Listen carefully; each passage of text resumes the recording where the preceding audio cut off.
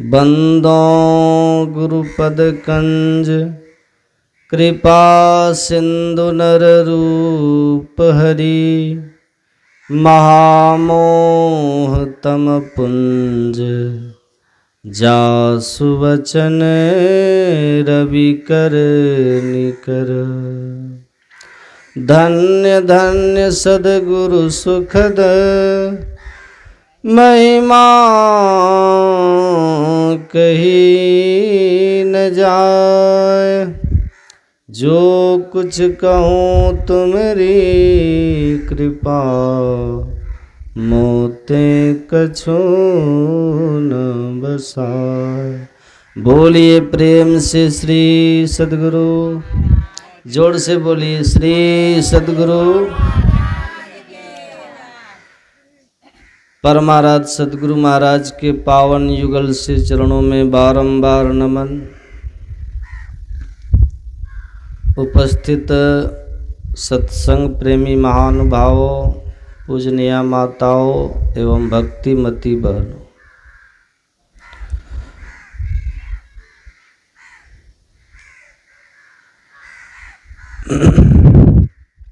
आज हम लोग को विदित है कि ये जो तस्वीर देख रहे हैं, जिनका नाम स्वर्गीय श्री नवल बाबू जो पटना के रहने वाले हैं, उनकी धर्मपत्नी रीवा माता जी, उनके द्वारा यह सत्संग हो रहा है। स्वर्गीय श्री नवल किशोर मोदी जी, उनके पुण्यतिथि के अवसर पर यहाँ सत्संग हम लोग उनके नाम से कर रहे हैं। संत कबीर साहब की वाणी में आया है, आए हैं सो जाएंगे राजा रंग फकीर, एक सिंहासन चढ़ी चले एक बांधे जात जंजीर। दाद छुहाड़ा छाड़ी के विष कीड़ा विष खाद, उधो मन माने की बात।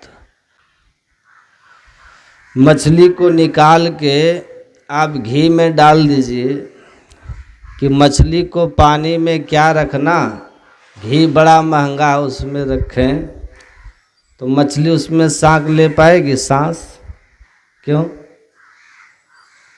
क्योंकि उसको पानी ही सूटेबल होता है।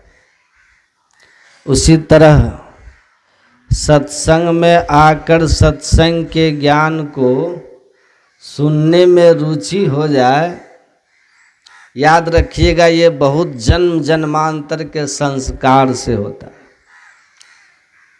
बोलिए श्री। ये इतना सहज नहीं है और इतना सरल नहीं है कि लोग सत्संग में आकर के बैठ जाए और संतों के ज्ञान को, ईश्वर संबंधी चर्चा को, भक्ति के विषयों को, साधना के विभिन्न पहलुओं को आके बैठ के सुन सके। ये पुण्य पुंज बिनु मिले ही न संता। मन को सतोगुण की स्थिति में ले जाना पड़ता है। राजसी और तामसी वृत्ति में रहने वाले कोई सत्संग नहीं सुन सकता। आप लोग देखिएगा, दरवाजे पर लोग बैठ करके गप मारेंगे जो व्यर्थ के होंगे, जिनके कोई सार नहीं होंगे, जो धान निकलने के बाद भूसा कुटने जैसा होगा, लेकिन वो लोग वही करेंगे। क्यों? दाद छुहाड़ा छाड़ के विष कीड़ा विष खाद। वो विष कीड़ा है, उसके संस्कार अभी वही फिट है। वो सत्संग में यहाँ आकर के बैठ जाए और अपने मन को संत वाणियों में लगा दे, ये बड़े ऊंचे संस्कार की बात है। गुरु महाराज कहा करते थे, जिनको सत्संग का लसंग लग गया उसका संस्कार उसको मनुष्य शरीर से नीचे नहीं जाने देगा। वो सोचिए, सब आदमी सुन लेगा सत्संग आके, सब आदमी इन सब विषयों की चर्चा सुन लेगा? नहीं सुन सकता, उसका मन यहाँ टिकेगा ही नहीं, टिक ही नहीं सकता। उसको लगेगा ये हमारे काम की बात नहीं है, हमारे काम की बात तो अगले चुनाव की रणनीति है, हमारे काम की बात तो दूसरे की निंदा चुगली है, हमारे काम की बात तो कुछ और है।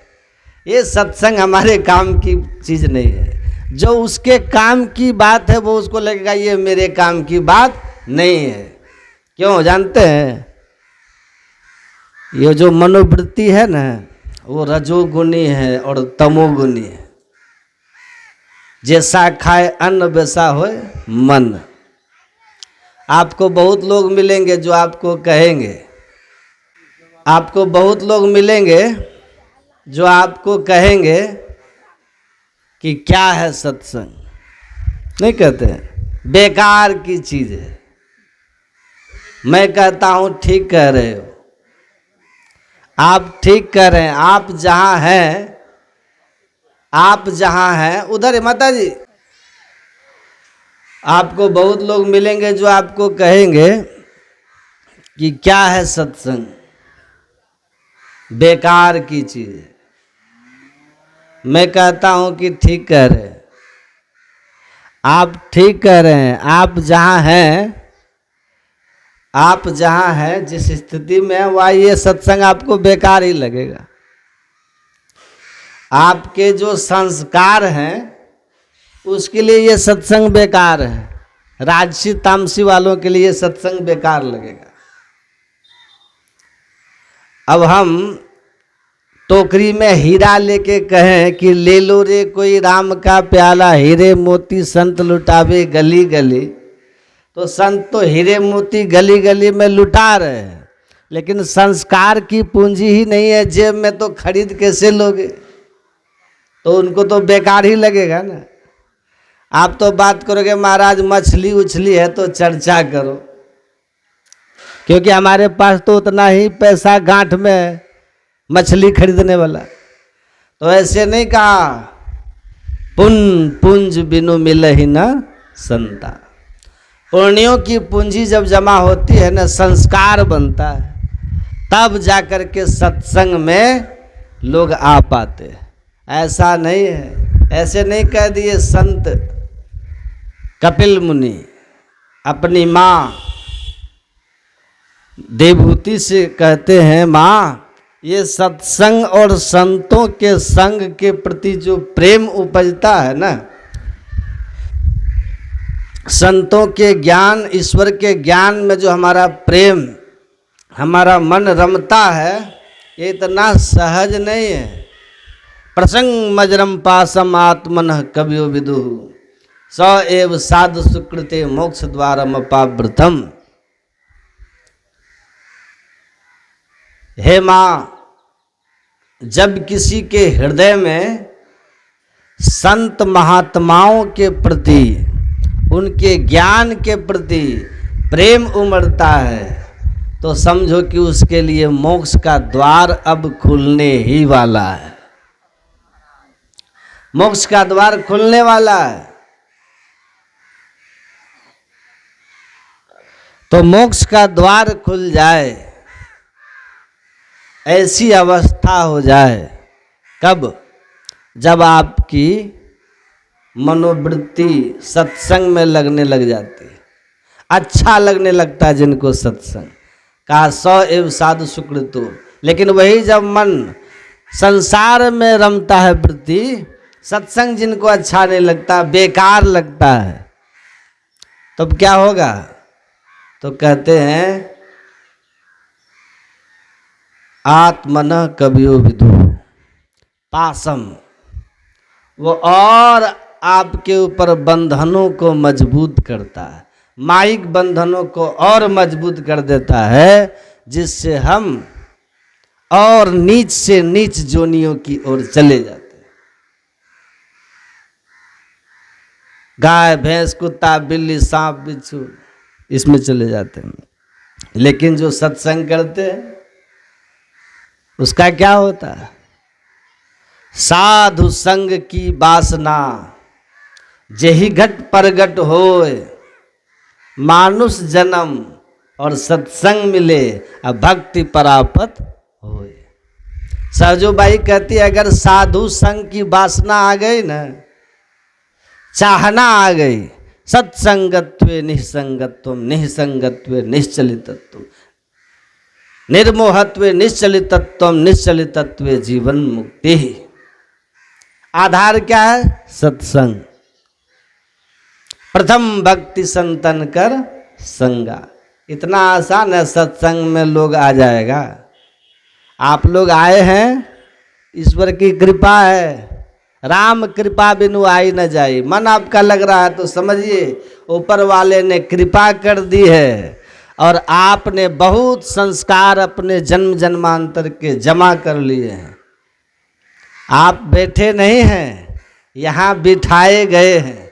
अरे आप आए थोड़ी हैं, कृपा से लाए गए हैं। आपको तो गुरु महाराज की कृपा लेके आई है, ईश्वर की कृपा लेके आए। आप ईश्वर की कृपा से यहाँ बैठे हैं, बिना कृपा के यहाँ कोई आ ही नहीं सकता। राम कृपा बिनु आई न जाई। प्रेम से बोलिए श्री सद्गुरु। भारत के दूसरे राष्ट्रपति डॉक्टर सर्वपल्ली राधाकृष्णन ने कहा है कि कोई व्यक्ति नास्तिक तभी तक रहता है, नास्तिक मतलब समझते हैं, जो ईश्वर को नहीं मानने वाला है। ईश्वर को तभी तक वो नहीं मानता जब तक उसको कोई अनुभवी आस्तिक नहीं मिला है। अनुभवी आस्तिक, आस्तिक किसको कहते हैं? ईश्वर को मानने वाला। और अनुभवी आस्तिक का मतलब हुआ जिसने ईश्वर को अनुभव करके तब माना है, तब माना है। कबीर क्या कहते हैं? कबीरा हम जानिया, और जब जानिया तब मन मानिया। कबीरा हम जानिया, जब जानिया तब मन मानिया। लोग ना पतीजे तो क्या कीजिए। कबीर साहब कहते हैं कि हमने ईश्वर को जाना है और जान के ईश्वर को माना है। कबीरा हम जानिया तब मन मानिया। लोग न पतिया तो न पतिया है।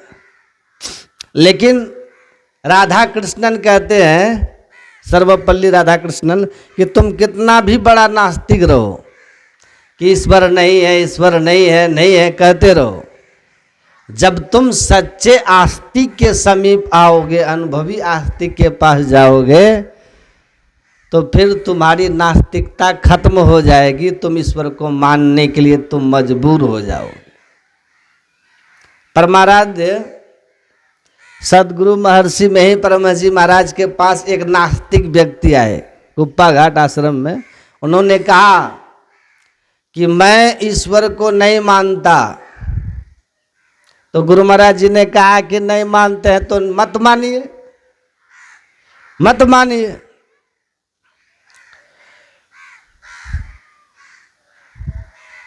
तो कहा तो फिर आपके सत्संग में मेरे लिए क्या उपदेश है, क्या ज्ञान है, क्या प्रचार है मेरे लिए? आप तो कहते हैं हम संत मत सत्संग के माध्यम से ज्ञान योग युक्त ईश्वर भक्ति का प्रचार करते, और हम ईश्वर को मानते ही नहीं, तो हमारे लिए आपके सत्संग में क्या प्रचार है? तब गुरु महाराज जी ने उस व्यक्ति को कहा, उस नास्तिक व्यक्ति को, कि आप क्या चाहते हैं? आप सुख शांति और ज्ञान चाहते हैं ना? ईश्वर को नहीं मानते मत मानिए, लेकिन सुख शांति कौन नहीं चाहते? यहां बैठे हुए हर आदमी सुख शांति चाहते हैं, चाहते हैं कि नहीं? सब चाहते हैं कि हमको सुख शांति मिले।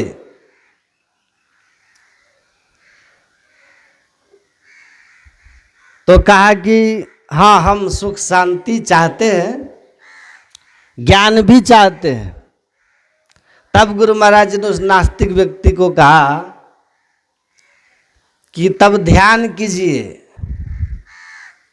ध्यान कीजिए। अगर आप सुख शांति चाहते हैं, ज्ञान चाहते हैं, तो ध्यान कीजिए, मेरा आपके लिए यही प्रचार है। कहा क्या होगा तब?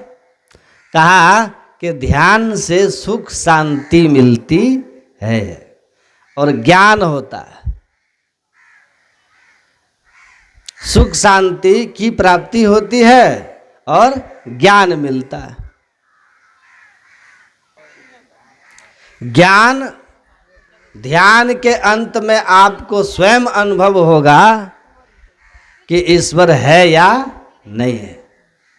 फिर गुरु महाराज जी ने उस व्यक्ति को कहा, तुम नाना करते रहोगे, तुम नाना करते रहोगे, मतलब ईश्वर नहीं है, ईश्वर नहीं है, तुम नाना करते रहोगे, हम हाँ हाँ करते रहेंगे और तुम अंत में हार जाओगे।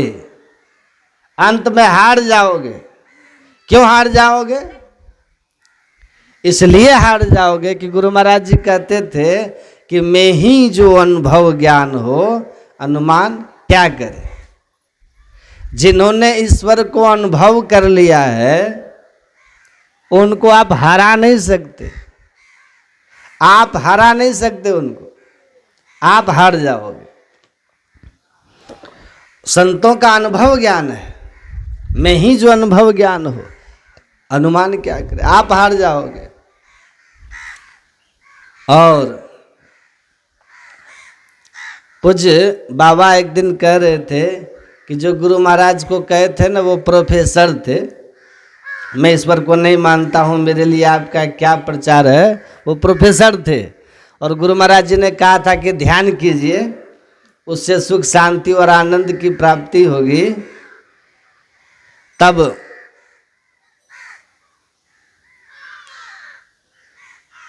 वह जो नास्तिक प्रोफेसर थे, वो एक दिन नदी पार कर रहा था, बस वहीं भागलपुर के सामने। तब उस समय पुल नहीं था, समझे, और नाव से पार कर रहा था।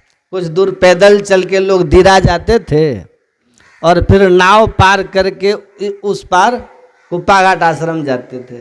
तो जब वो भागलपुर आ रहा था तो नाव जो है ना, एकदम से आंधी तूफान काफ़ी आ जाने पर नाव की स्थिति बहुत खराब हो गई, डूबने डूबने जैसा हो गया, डूबने डूबने जैसा हो गया। तो सभी लोग ईश्वर से प्रार्थना करने लगे, प्रार्थना करने लगे कि रक्षा कीजिए, नाव को बचाइए, ले चलिए, ले चलिए, बचाइए। तो वो जो नास्तिक प्रोफेसर साहब बैठा हुआ था ना, सब लोगों की प्रार्थना करते हुए देखकर उसने भी हाथ जोड़ करके भगवान से प्रार्थना करने लग गया कि मैं ही बाबा बोले थे भगवान है तो जरूर होगा, जरूर होगा, भगवान बचा लो। अब फिर वो बाद में गुरु महाराज के पास जा कर के बोले कि मैंने लोगों की प्रार्थना करते देख करके मैं भी प्रार्थना करने लगा, मैं भी ईश्वर से प्रार्थना करने लगा। और उस प्रार्थना के क्षण में मुझे ऐसा लगा कि हाँ ईश्वर है, वो रक्षा करते। तो आप आस्तिक, सच्चे आस्तिक से मिलिएगा ना, तो वो आपको निश्चित रूप से नास्तिकता को खत्म कर देंगे कि ईश्वर है। तो ईश्वर है, ये संतों का अनुभव है, संत इसको अनुभव किए हैं और अनुभव करके बोले हैं कि आप जो इस संसार में हो, इस संसार में आप जो चाहते हो उस चाहना का जो पूर्ति होने वाली है ना, वह ईश्वर की भक्ति में ही होने वाली, ईश्वर की प्राप्ति में होने वाली। हम सब सुख शांति चाहते हैं, कोई दुख चाहते हैं, लेकिन सुखी कितने हैं? सुखी कितने हैं? चाहते तो सुख है, पर सुखी हैं कितने? सुखी तुलसीदास जी ने बड़ा सुंदर कहा, धनहीन कहे धनवान सुखी, और धनवान कहे सुख राजा को भारी, और राजा कहे चक्रवर्ती सुखी, और चक्रवर्ती कहे सुख इंद्र को भारी, और इंद्र कहे चतुरानन ब्रह्मा सुखी, और ब्रह्मा कहे सुख विष्णु को भारी, और तुलसीदास बिचारी कहे हरि भक्त बिना सब जीव दुखारी। इस संसार में कौन सुखी है बताओ? यहाँ आप लोग इतने सारे लोग बैठे हैं, बताओ कौन कौन सुखी है? कौन है ऐसा जिनको कोई दुख नहीं, कोई परेशानी है? कोई ऐसा? हाथ उठाइए जरा, हम भी दर्शन करें कौन सुखी है। कोई सुखी नहीं है। अब भरोसा नहीं होता तो अपने से पूछिए, क्या आप लोग सुखी हैं? जवाब मिलेगा नहीं है। जो कहे महाराज हमको कोई परेशानी नहीं, हम बिल्कुल सुखी, बिल्कुल खुश हैं, कोई दुख नहीं। अरे भैया, इस संसार में कोई भी ऐसा जिनको आप सोचते हो ना कि अरे ये तो कितना खुश है, हे भगवान हम भी इसकी जगह होते, तो उसको आपसे ज्यादा दुख है। कई बार हम लोग सोचते हैं ना कि भाई हमारे तो इतनी सी तनख्वाह, इसके तो बहुत ज्यादा, क्या पता ये खुश होगा। देवता भी छोड़, देवताओं का राजा इंद्र भी खुश नहीं है, वो सबसे ज्यादा दुखी है। इस संसार में सब दुखी है, कोई सुखी नहीं है। क्यों सुखी नहीं है? सुख कब होगा? गौ धन गज धन बाज धन और रतन धन खान, जब आए संतोष धन सब धन दूरी समान। जब तक जीवन में संतोष नहीं होगा तब तक सुखी हो ही नहीं सकते। सुखी होने का रास्ता क्या है? बोले लोगों के प्रति आशाएं छोड़ दो और जीवन में संतोष धारण कर लो, भगवान का नाम धारण कर लो, वही सुखी है कि नहीं? कई बार हम लोग विचार करते हैं हमारा अगर ऐसा काम बन जाए तब तो हम सुखी हो जाएंगे। काम बन गया लेकिन सुखी हुए नहीं। संसार तो दुख का घर है, यहाँ तो दुखी दुख है, सुख तो है ही नहीं।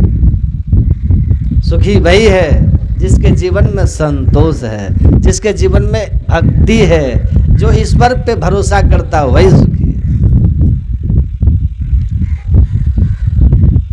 और हम लोग कैसे, हमारे जीवन में संतोष है क्या?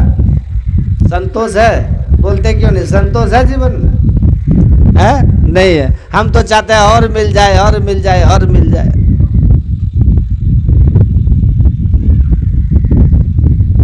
यही मूल दुख का कारण है। हमारी तृप्ति ही नहीं होती, हमारी इच्छाएं नहीं पूरी होती। और भागवत जी के 9वें स्कंद में राजा पुरुरवा कहते हैं, भोगे न भुक्ता वयमेव भुक्ता। बोले भोगों को हम नहीं भोगते, भोग हमें भोग जाते हैं। अच्छा आप लोग विचार कीजिए, अपने हिसाब लगाइए जरा अपनी उम्र का। कितनी उम्र हो गई? यहाँ लगभग ज़्यादातर जो लोग बैठे होंगे कम से कम 40 तो होगी, 40 पार ही होगी लगभग नहीं। तो विचार करो, हमारे जीवन के 40 साल बीत गए और हमने क्या किया? कभी आप लोग हिसाब लगाते हैं अपना? जैसे व्यापारी लोग हिसाब लगाते हैं ना कि इस साल कितना फायदा हुआ, कितना नुकसान हुआ। कभी आप लोगों ने अपना हिसाब लगाया? अब बुढ़ापा आने वाला है, जल्दी बुढ़ापा आ जाएगा, कितनी जल्दी आएगा ये भी पता नहीं। कभी अपने घर के जो बुजुर्ग लोग हैं ना, बूढ़े लोग हैं, उनसे पूछना कि क्या पता चला बाबा कि बुढ़ापा कब आया, तो कहेंगे पता ही नहीं चला कि जीवन के इतने साल कब बीत गए। तो आयु तो पल पल क्षण क्षण प्रति क्षण बीतती चली जा रही है। और अगर ईश्वर की भक्ति नहीं किया, सत्संग नहीं किया, स्मरण नहीं किया, तो जीवन व्यर्थ हो गया, बेकार हो गया। तो क्या करें, जीवन में संतोष लाए। पर हमारे जीवन में संतोष नहीं। हम तो बहुत पाना चाहते हैं, ये हो जाए, ये हो जाए, ऐसा भी हो जाए, वो भी बन जाए। और एक बात और, हमको भगवान कितना भी दे दे, हम फिर भी कहते हैं हमारे पास कुछ नहीं है। कहते ना, कई लोग कहते ना महाराज हमारे पास तो कुछ भी नहीं। क्यों नहीं है? कहो कि बिल्कुल है, हमारे पास बहुत कुछ है, कहो। ऐसा कभी नहीं करना चाहिए कि हमारे पास कुछ नहीं है। नहीं तो भगवान कहते कि हम इतना दे रहे हैं, फिर भी कह रहा है कि हमारे पास कुछ नहीं है। ये कहो कि भगवान की कृपा से सब कुछ है, सब संपन्न है। पर हम लोग जीवन भर बस एक ही बात कहते रहते, हमारे पास तो कुछ है ही नहीं है?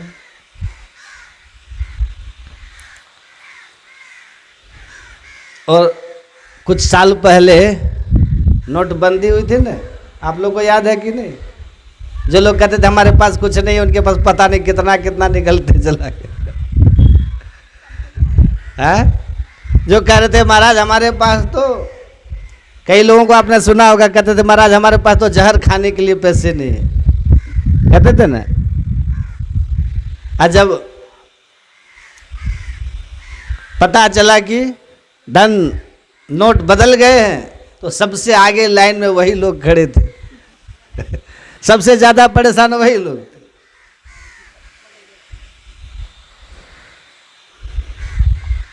तो भैया ये मत कहिए नहीं है, ये कहिए बिल्कुल है, सब ईश्वर ने दिया, उनकी कृपा से है, हमारी मेहनत है, ये कहो।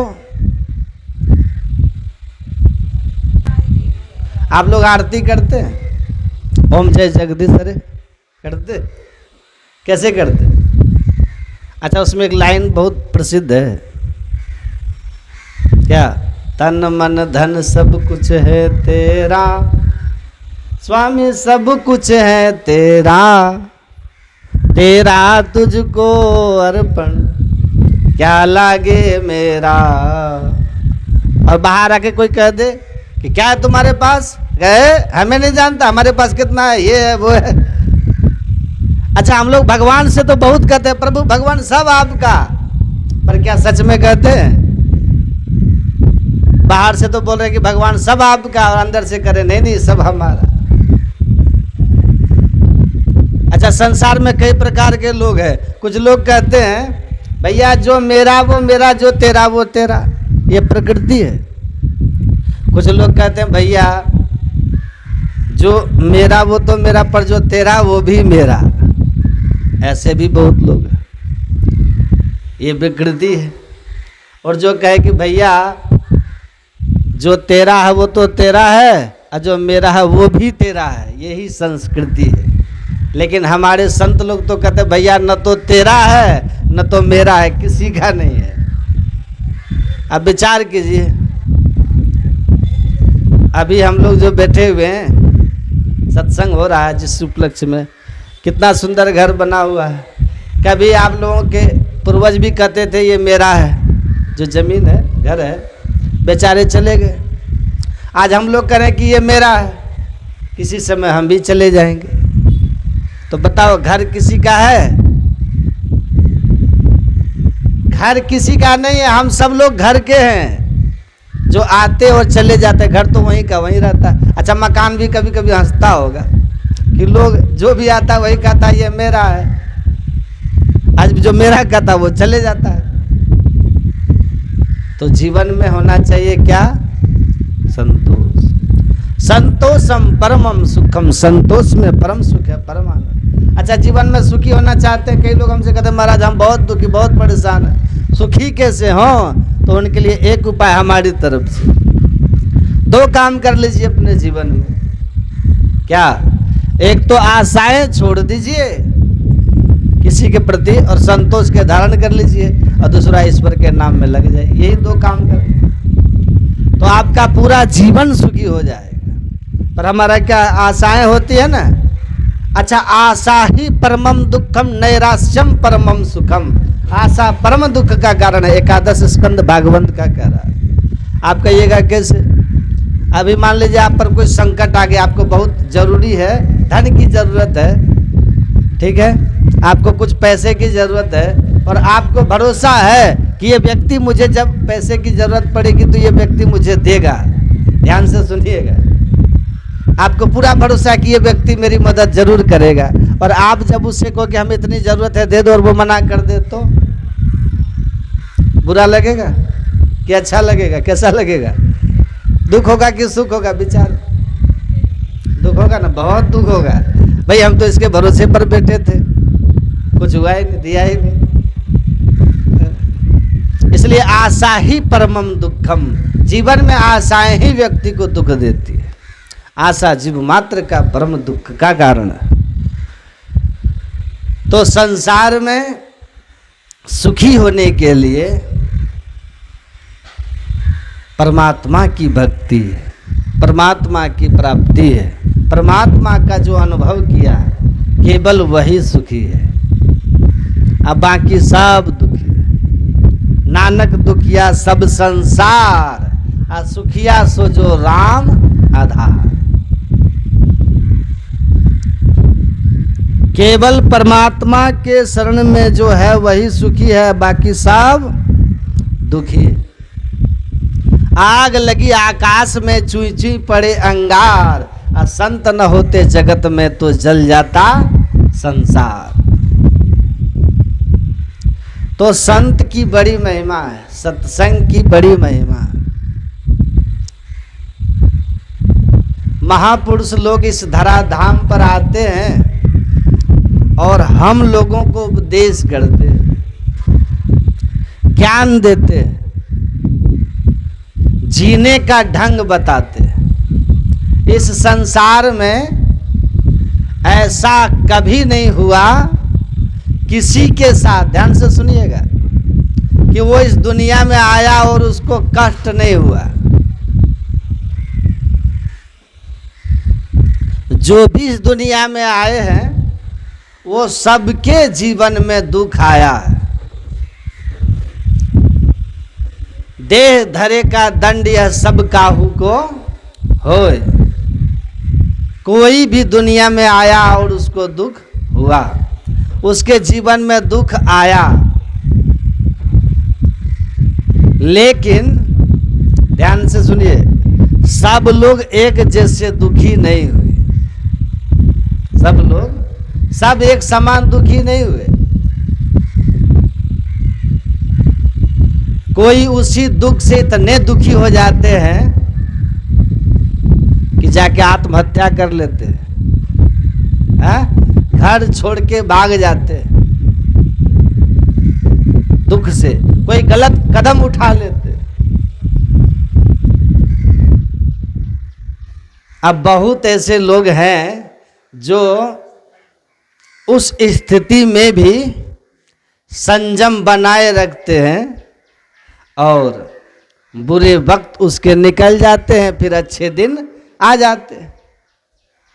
संपत्ति विपत्ति सो संपत्ति, देह धरे का यही स्वभाव। तो ऐसा किसी के साथ नहीं हो सकता कि दुख नहीं आए, यह संभव है। लेकिन दुख आए और हम दुखी न हो, ऐसा अपने आप को बना लेना संभव है। आप खुद को ऐसा बना लीजिए कि आपको दुख आएगा तो भी आप दुखी नहीं होइएगा। सुनिएगा ध्यान से, हंसते हंसते, जैसे सुख को हंस करके जी लिए थे ना, दुख को भी हंस के जी लीजिएगा। जीवन का एक अंग है ये दुख, ऐसा बन जाना संभव है। और यही तो अध्यात्म ज्ञान है, यही अध्यात्म ज्ञान है। यहाँ तो भगवान राम भी आए हैं तो रोए हैं, हे खग हे मृग हे मधुकर श्रेणी। माता सीता भी आई तो दुख उठाई है। लेकिन भगवान राम को आप देखे होंगे कि राज गद्दी मिल रही थी ना, अचानक उनको कहा कि बन जाना होगा। सुबह जा रहे थे शपथ लेने राजा का, अब वनवास हो गया। भगवान के चेहरे पे सिकन नहीं थी। उन्होंने एक बार नहीं पूछा कि हम वन क्यों जाएंगे, पूछा? मुस्कुराते हुए वन की तरफ निकल गए। बस कहा कब जाना है, चल दे। तो राज गद्दी मिलना सुख है, अब वन जाना दुख है, लेकिन राम दुखी नहीं है, इसलिए वो राम है, वो दुखी नहीं है। चल दिए।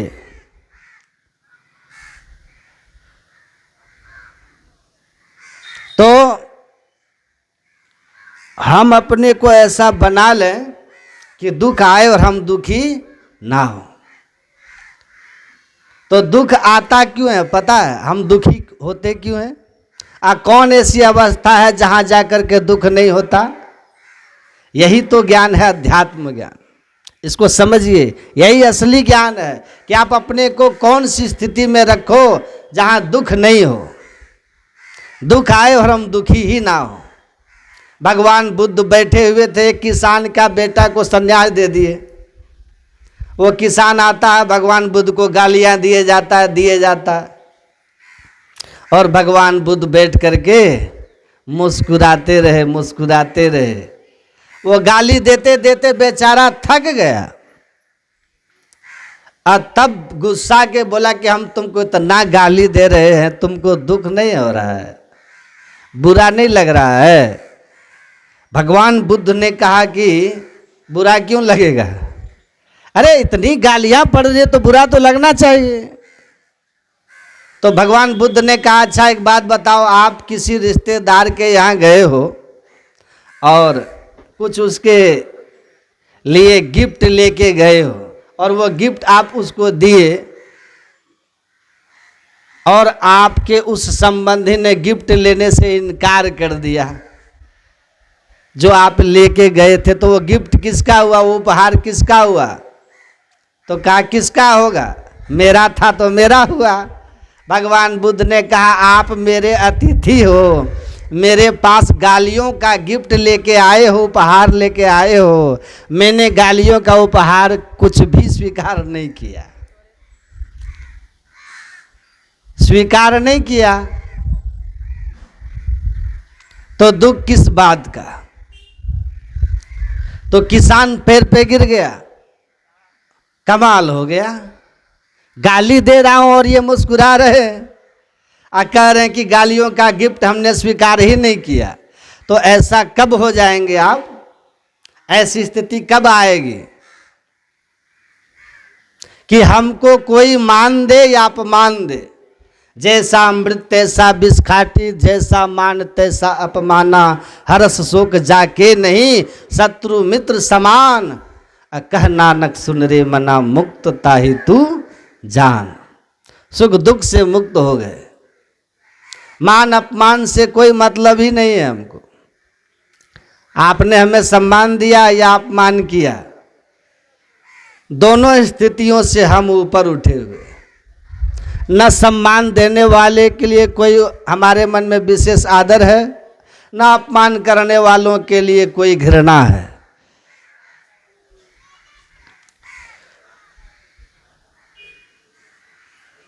उमा जे राम चरण रत, भगवान सब शिव कह रहे हैं, विगत शोक मद काम। जो परमात्मा के चरणों में समर्पित हो जाता है, स्नेह जोड़ लेता है, तो कहते हैं ऐसी अवस्था जिनकी हो गई, निज प्रभु मैं देखहि जगत, अकेहि सन करहि विरोध।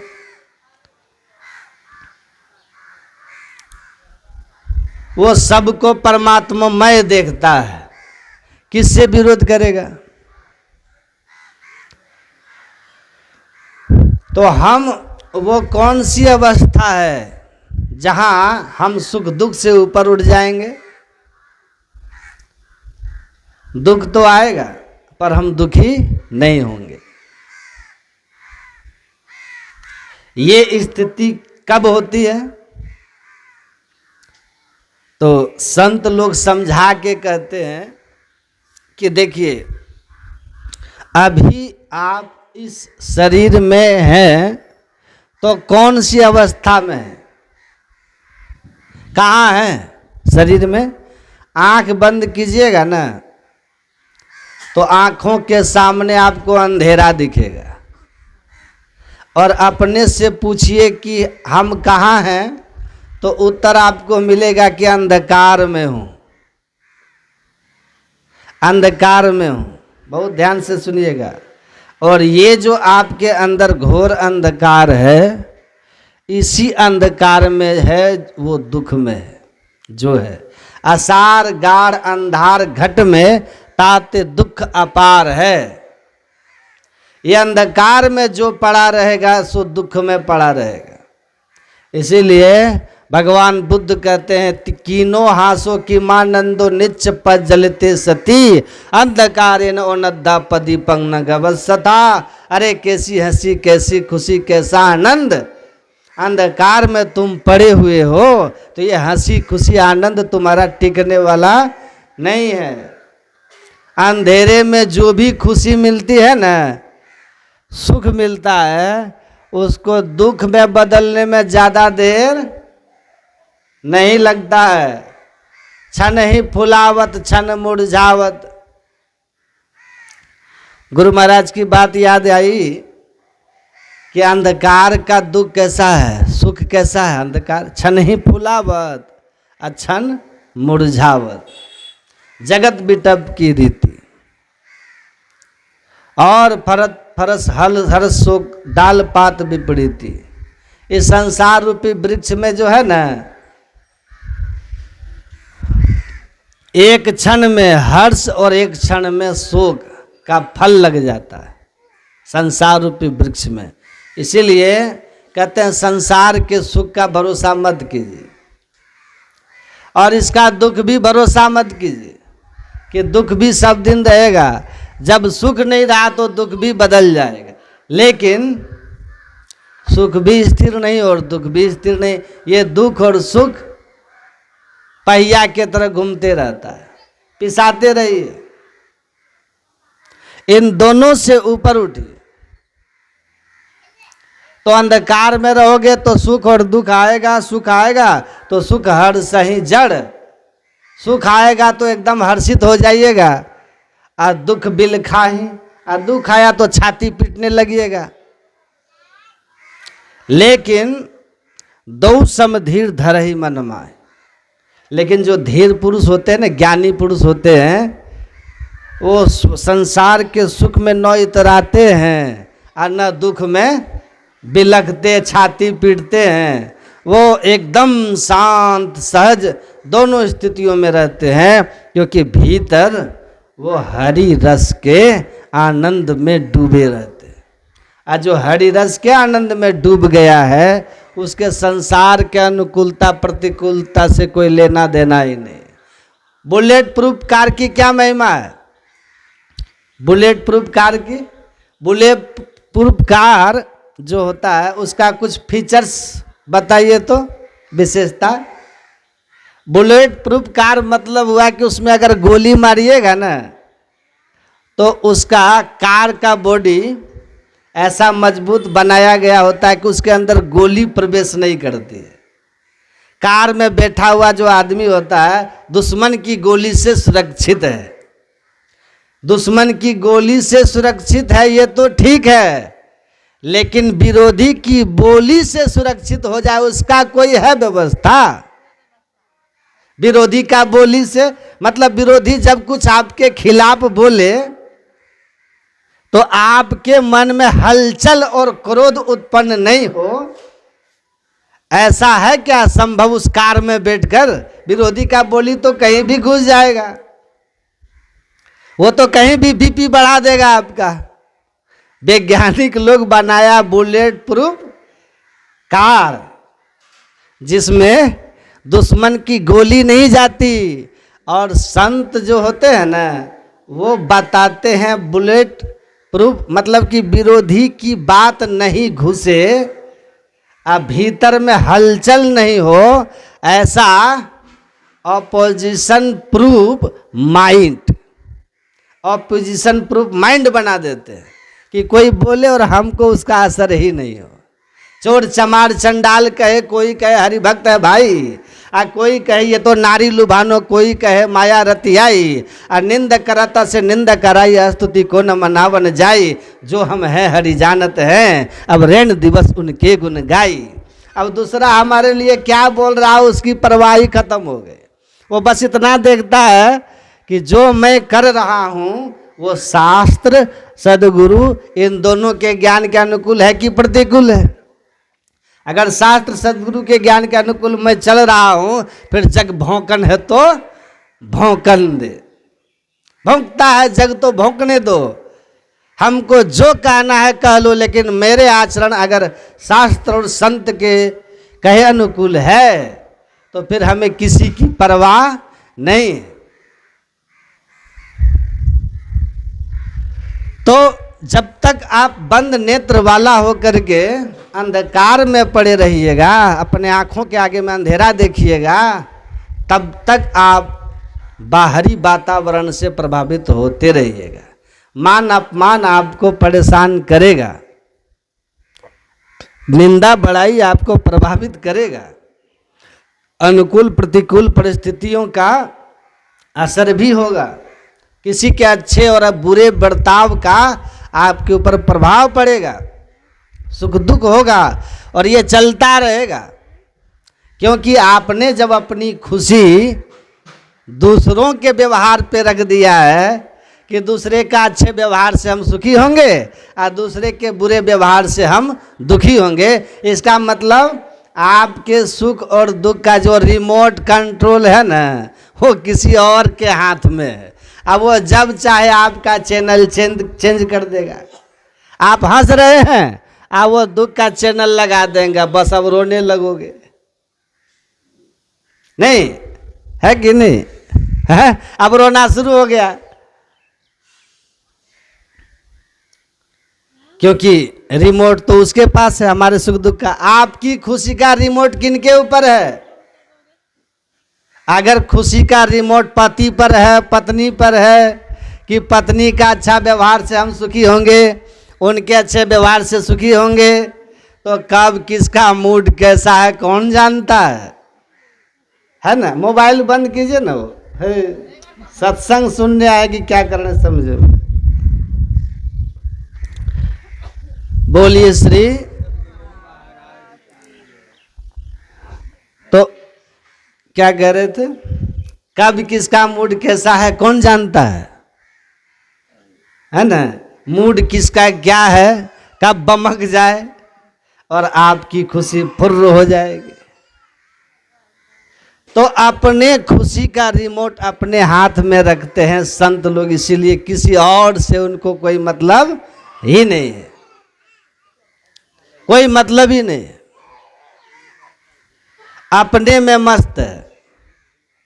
तो जब स्वयं से खुश हो जाइएगा, आपकी खुशी आपके हाथ में, तो फिर दुखी कौन कर सकता है?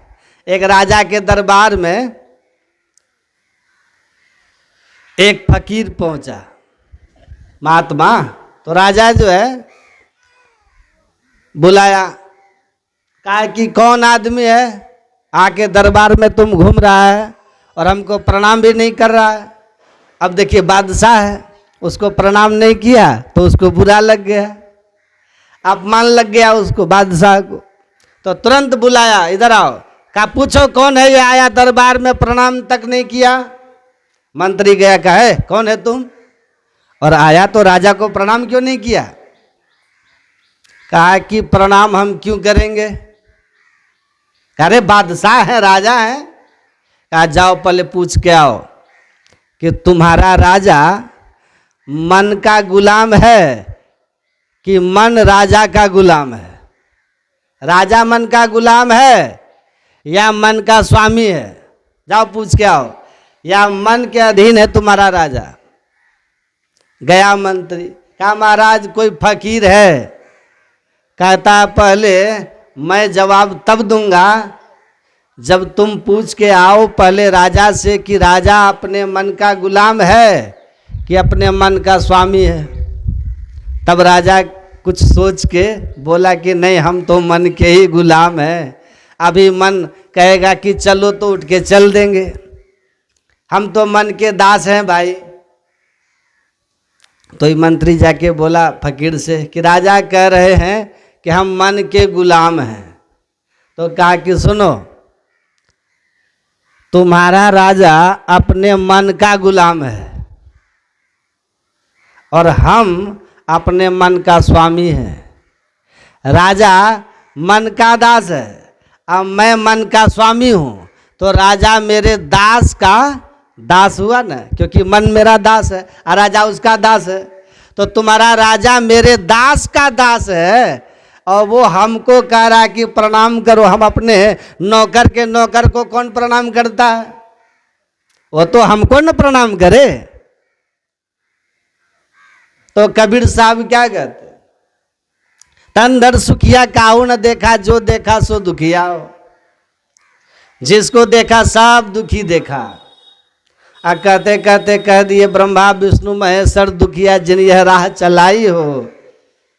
अब फिर अंत में जाके कहते हैं, कहे कबीर सकल जग दुखिया, असंत सुखी मन जीती हो। संत जो है मन को जीत लिए हैं, इसलिए वो सुखी है। तो हमारा मन कब प्रबल रहता है? हम जब अंधकार में रहते हैं ना, तब मन प्रबल रहता है। जो रही चांदनी रात न भावा। ये मन इंद्रियों को चांदनी रात अच्छी नहीं लगती, प्रकाश नहीं भाता, इनको अंधकार अच्छा लगता है। स्वप्न में जैसे सब दिखता है, जगने पर कुछ नहीं, वैसे ही प्रकाश होते ही समझ में आ जाएगा कि संसार स्वप्नवत है, यहाँ कोई नहीं है, अपना कोई नहीं है। विश्वास हो रहा है? प्रकाश की खोज कीजिए। इस संसार में बिना स्वार्थ का परमात्मा और संत के सिवाय जीव से प्रेम करने वाला कोई नहीं है। सब स्वार्थ से प्रेम करता है, ये याद रखिएगा आप लोग। विश्वास कीजिए, हेतु रहित जग जुग उपकारी, और तुम तुम्हार सेवक असुरारी। बिना स्वार्थ के संत प्रेम करते हैं आपसे, इसलिए संत सहे दुख परहित लागे। परहित के लिए संत दुख उठाते हैं, और संसार अपने हित के लिए दूसरे को दुख देता है, नहीं देता है। परवाह नहीं है उसको आपसे कि आपके दिल पे क्या गुजरेगी। वो अपने स्वार्थ के लिए आपको कुछ भी कर बैठेगा, आपको जो बीते बीत जाए उसको मतलब नहीं है। इतना मतलबी संसार है। लेकिन इसी मतलबी संसार के पीछे हम लोग इस तरह पड़ जाते हैं कि अपना उद्देश्य भूल जाते हैं, अपना कल्याण भूल जाते हैं, भक्ति भजन सत्संग ध्यान सब भूल जाते हैं। तो अंत प्रकाश जब होगा, यथार्थ ज्ञान होगा आपको। ये काम क्रोध लोभ मोह मद मात्सर्य ईर्ष्या द्वेष आपके अंदर में से चले जाएंगे। सुख संतोष जीवन में आ जाएगा। इसीलिए कहा कि हृदय में राम प्रताप रूपी सूर्य को उगाइए। और ये दृष्टि योग की साधना में दृष्टि योग की पूर्णता जब होती है, तो त्रिकुटी में जाकर के ये राम प्रताप रूपी सूर्य का दर्शन होता है।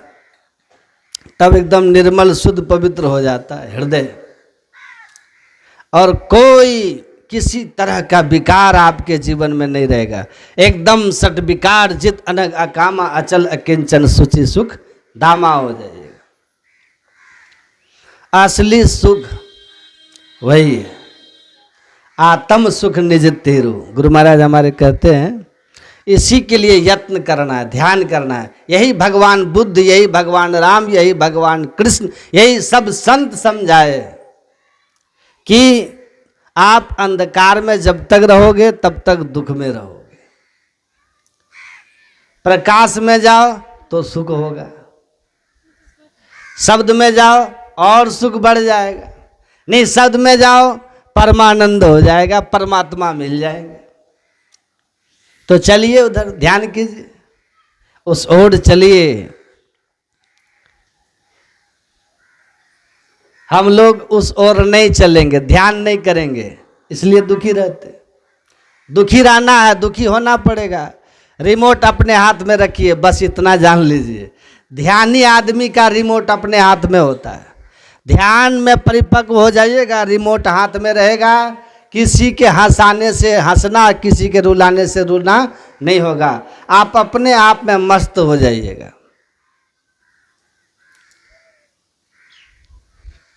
अपने में मस्त।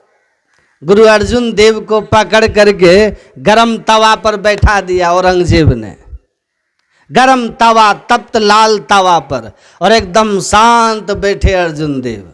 उनकी एक शिष्या थी, मुसलमान ही थी, उसको बड़ी सिद्धि शक्ति हो गई थी, बड़ी क्रोध में आ गई। वो बोली गुरुदेव आपके ही कृपा से मुझे शक्ति मिली है, मैं बादशाह को भस्म कर सकती हूँ। कहा क्यों?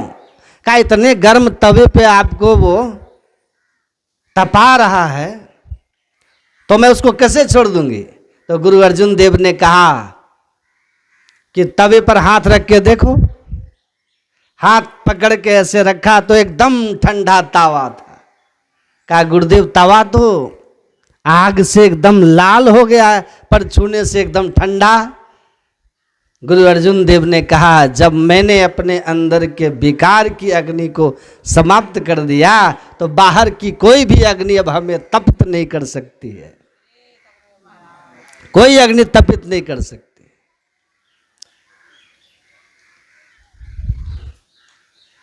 बाहर से कोई हमको दुखी कर ही नहीं सकता।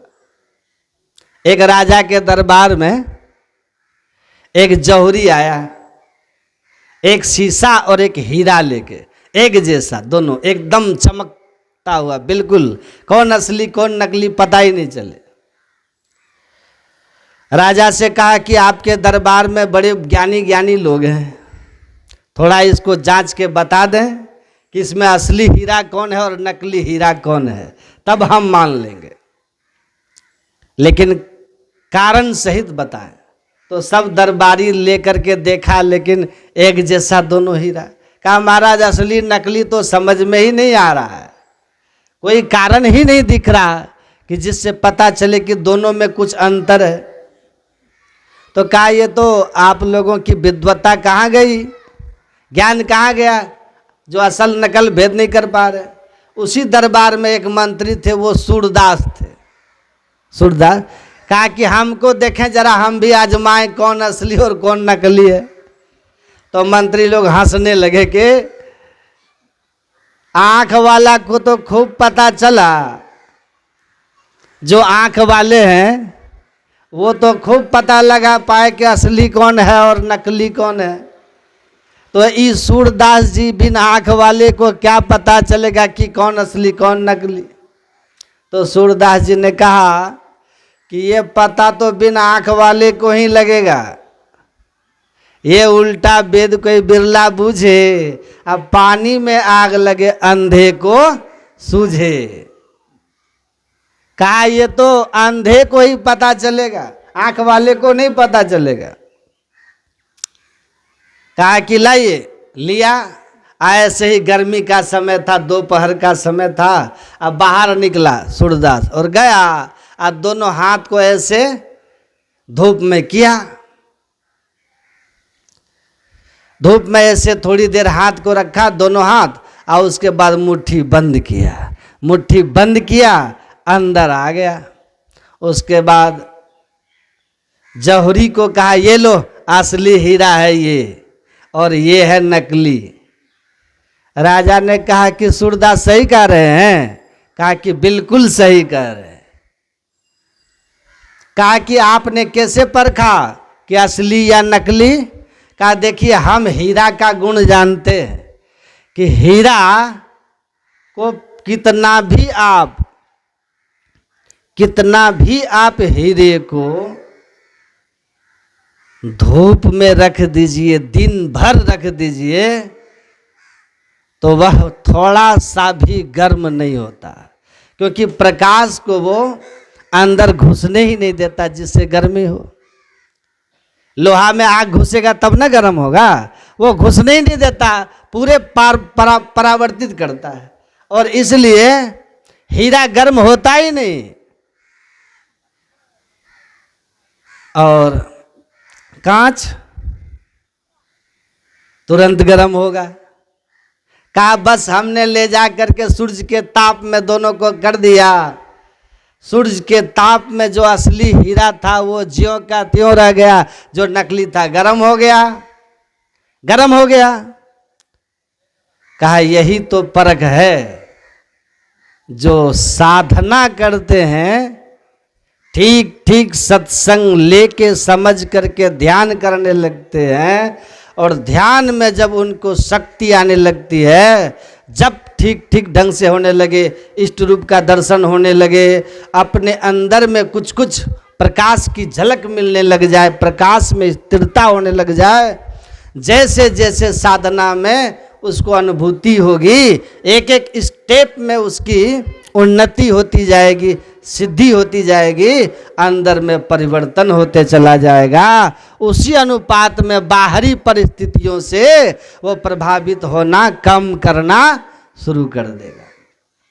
आज जिस दिन पूरी तरह हीरा बन गया, सद विकार जित अनक अकामा अचल किंचन सुच सुख दामा, जिस दिन वो राम प्रताप रूपी सूर्य का दर्शन करके हृदय से समस्त विकारों को समाप्त कर दिया, जो अंदर के सूर्य का दर्शन करके भीतर के विकार को मिटा दिया, उसको बाहर का कोई भी परिस्थिति तपित नहीं कर सकता है, कोई परिस्थिति उसको हिला नहीं सकता, उसके अंदर की शांति में कोई हलचल नहीं कर सकता। गुरु महाराज कहे जो अंदर का हरि रस को पाप कर लेता है ना, ज्योतिनाथ को उपलब्ध हो जाता है, उसके शरीर में परमाणु बम मार दो, शरीर के इतने चिथड़े उड़ जाएंगे कि वह कहीं पता नहीं चलेगा कि वो परमाणु अणु अणु में बन के बिखर जाएगा, लेकिन तब भी उसके आत्मा से उसकी शांति और आनंद को कोई अलग नहीं कर सकता है। ऐसी स्थिति हो जाती है।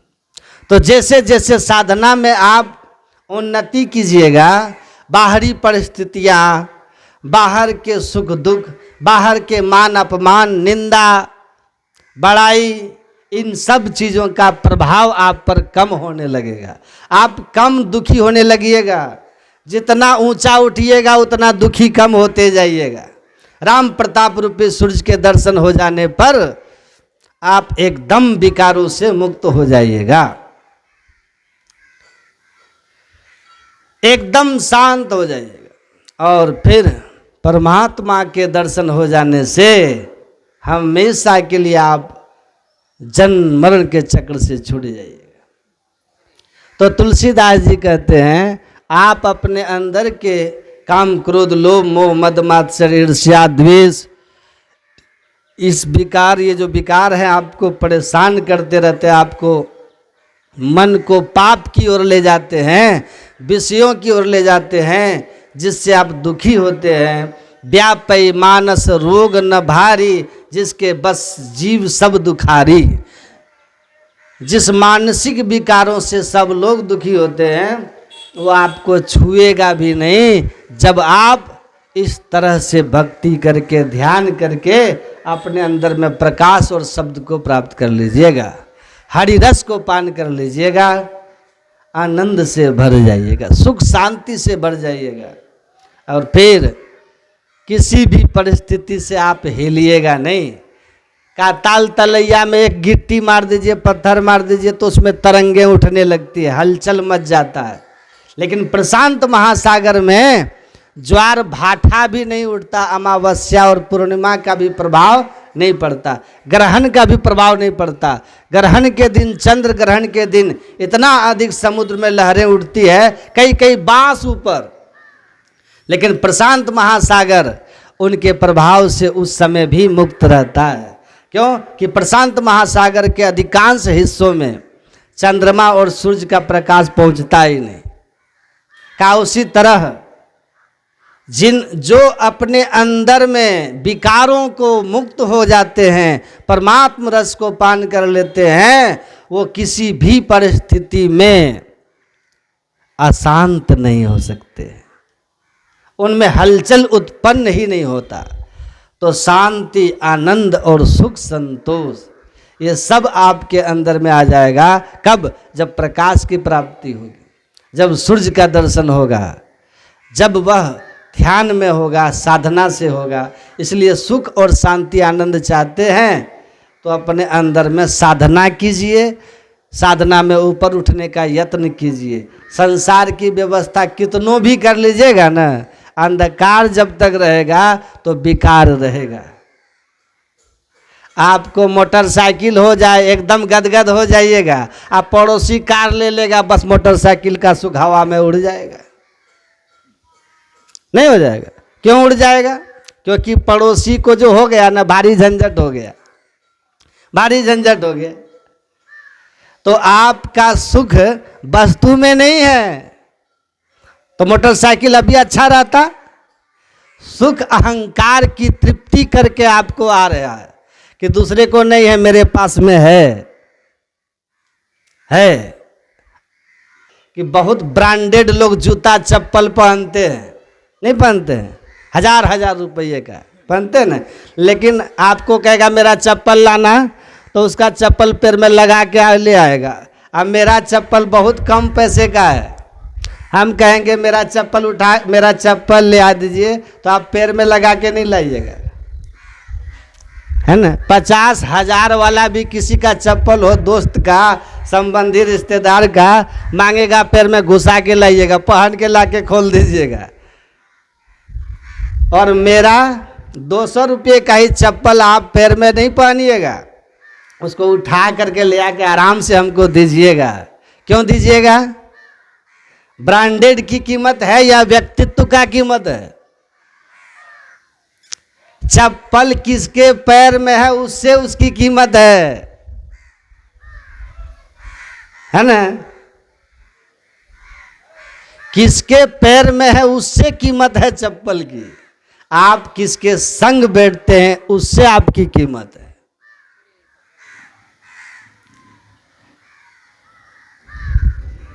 आपका कीमत जो है ना, महंगे कपड़ों से आपकी कीमत नहीं है, महंगे मकान से आपकी कीमत नहीं है। ये सब छूट जाने वाले हैं। झोपड़ी में बैठ करके अगर किसी ने सत्य का रास्ता पकड़ा है, भक्ति की है, साधना की है, वो झोपड़ी में लोग प्रणाम करते हैं, है ना। ये अंबानी जो है, धीरू भाई अंबानी के बड़े बेटे मुकेश अंबानी, उनका जो मकान है ना, अभी तो लगभग 50,000 करोड़ का हो। 15 साल पहले 8,000 करोड़ में बना था। लेकिन उस घर को लोग देखते हैं, कहते हैं बहुत अच्छा है, लेकिन कोई ऐसे सिर नहीं झुकाएगा।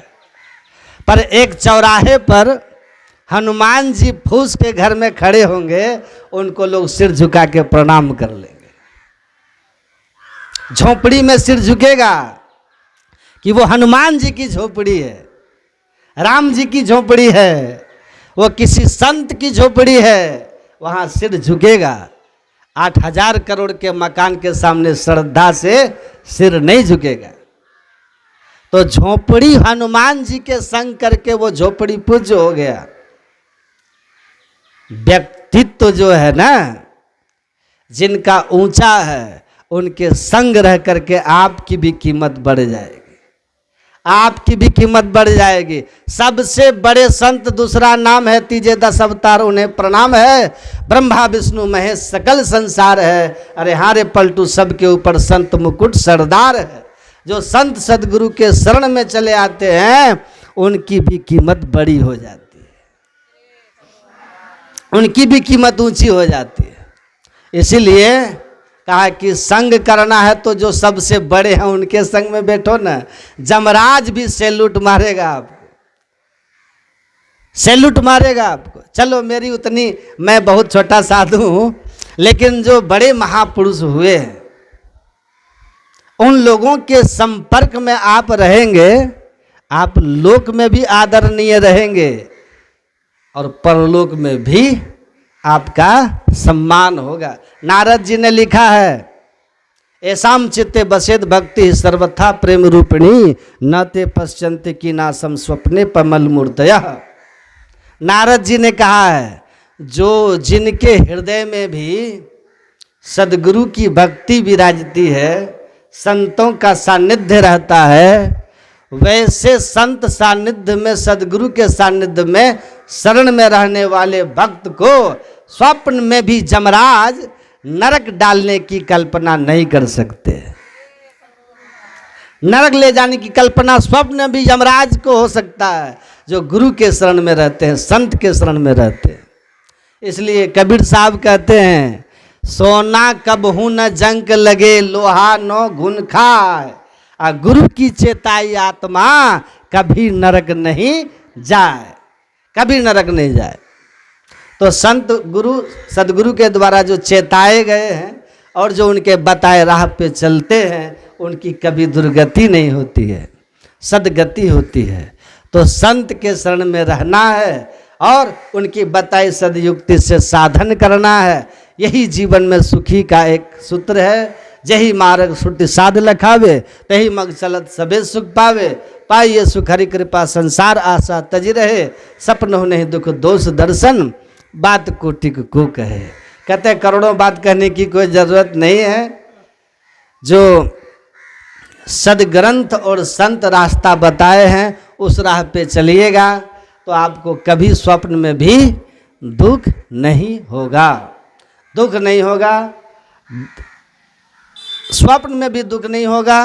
तो स्वप्न में भी दुख से अगर बचना है तो ध्यान और सत्संग, यही सदगुरु की शरणागति है और उनकी सेवा है, यही मूल मार्ग है। इस राह पे चलिएगा, परम कल्याण होगा। हम लोगों का हाल 2 दिन ठीक रहता है, 5 दिन सप्ताह में खराब रहता है, नहीं रहता है। तो 7 दिन में 2 दिन ठीक, 5 दिन खराब, 3 दिन सप्ताह में हम लोग माइनस से रहते हैं, माइनस रहते हैं ना। मतलब किसी न किसी कारण से बिजनेस में कभी उतार चढ़ाव, कोई नौकरी में है तो वहाँ ऑफिस का टेंशन, कभी परिवार में तो जानते ही है, समझे। और वो कह रहे भाई क्या बताए, हम तो बड़ा चक्कर में हैं। हम बोले क्या हो गया? कहता आप बोलते हैं बड़े भाग मानुष तन पावा, हमको तो लगता हमसे बढ़िया चिड़िया का जीवन है, दिन भर चारा चुग करके घोंसला में शांति से आके रह जाता है। तो हम बोले तुमको क्या दिक्कत हो गया जी, इतना सब कुछ तो है। बोला मेरी पत्नी और मेरी माँ में बनता ही नहीं है, वो हर 2-3 दिन में उनमें मुंह फुलवल एक दूसरे से बैठे रहते हैं। अब मैं एक तो आता हूँ दिन भर, अपना 3-4 जगह उनका काम है, भाग दौड़ है, तो आता हूँ थक करके। अगर माँ को पहले टोक दिए क्या बात है माँ चुपचाप बैठी हो, तो पत्नी उधर मुंह फुला के बोलती है जब माँ के ही आंचल में रहना था तो शादी क्यों किया। और अगर कहीं पत्नी को टोक दिए तो माँ बोलती है कि जोरू का गुलाम हो गया है। बोला हमको लगता है ये कहाँ फंस गए हम तो।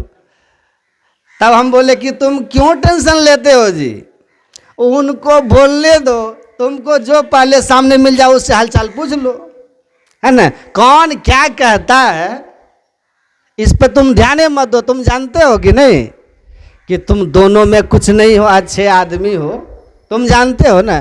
कहा जानते तो हम बोले ध्यान नहीं करते हो, इसीलिए ध्यान नियम से करने लगोगे ना, मन इन सब बातों से इतना ऊपर हो जाएगा ना, ये सब फालतू बातें लगने लगेगी। लगेगा ये बेवकूफ़ है, दोनों बेमतलब का लड़ते झगड़ते रहता है। लड़ने झगड़ने देंगे, तुम मस्त राम मस्ती में रहोगे, आराम से ऐसे ही आओगे, हालचाल पूछते रहोगे, दोनों माँ के पुत्र भी बन के रहोगे अच्छे, आप पत्नी का अच्छे पति भी बन के रहोगे। उनको आपस में अच्छा सास बहू बनना है बने, न बनना है न बने, वो अपना कर्म भोगेंगे, तुम अच्छे पुत्र अच्छे पति बन के रहो, तुमको उसको सुख मिलेगा।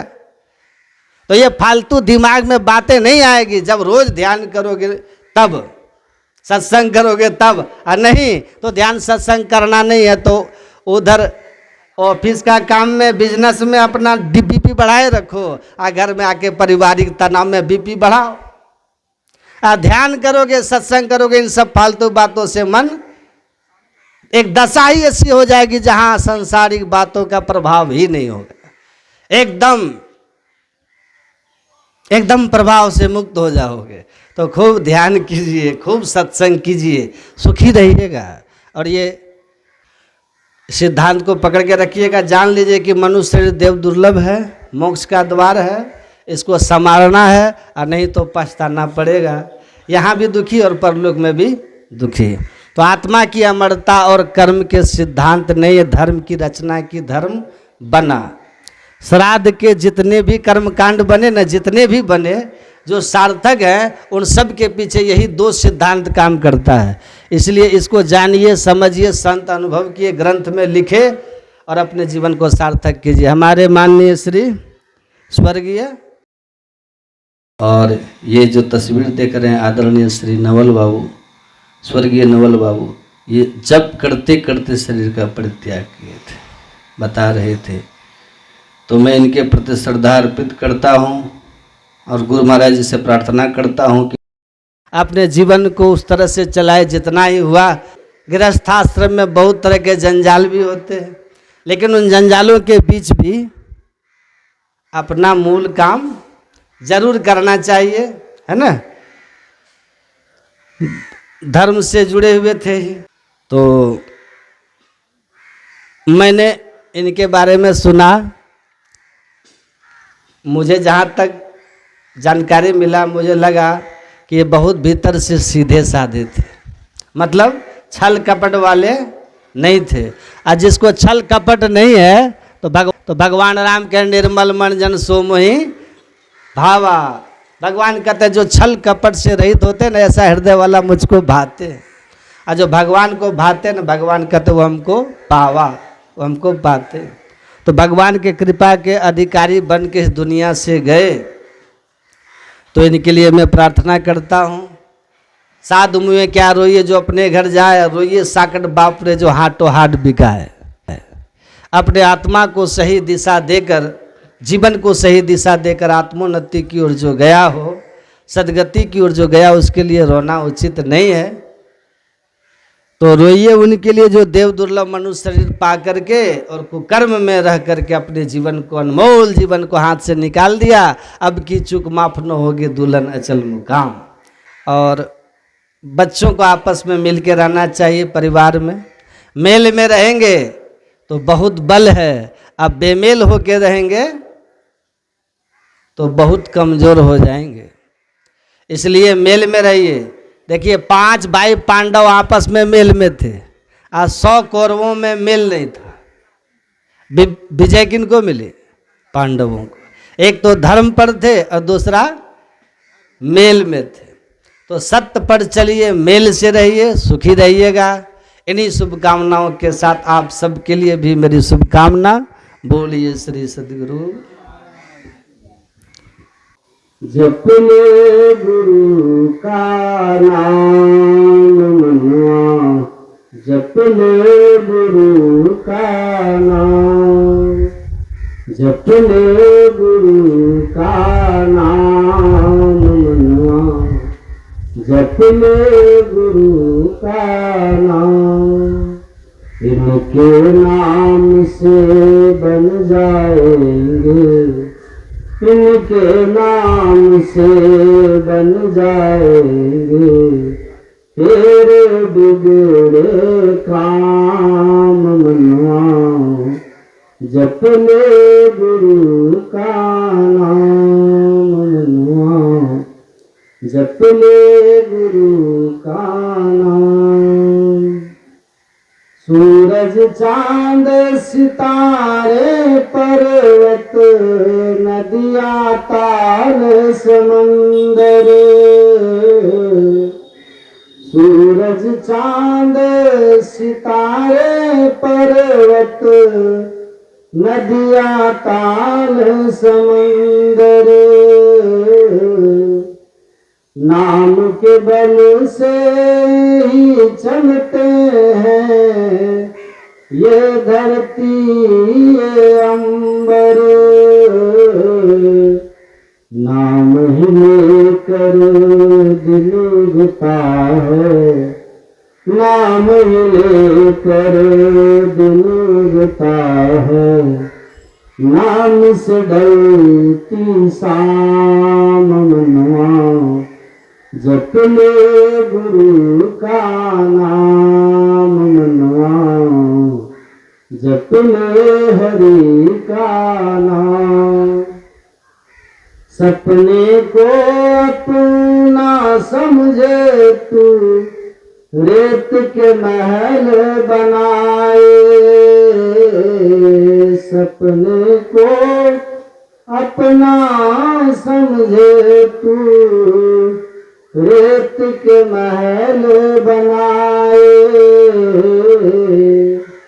परछाई के पीछे भागे हाथ कछु ना आए, नाम के पेड़ की छाँव तले तू, गुरु नाम के पेड़ की छाँव तले तू, कर ले कुछ विश्राम मनुआ, जप ले गुरु का नाम मनुआ, जप ले गुरु का नाम, जप ले गुरु का नाम मनुआ, जप ले गुरु का नाम। श्री सद्गुरु महाराज की जय। हमको देवघर निकलना है, 11:15 बज गया, 3 बजे मेरा वहाँ सत्संग है, इसलिए आरती करते हैं। क्या देवघर जाना है भाई, देवघर पहुँचना 3 बजे, 11:15 बज गया, 1 बजन गा के आरती करें।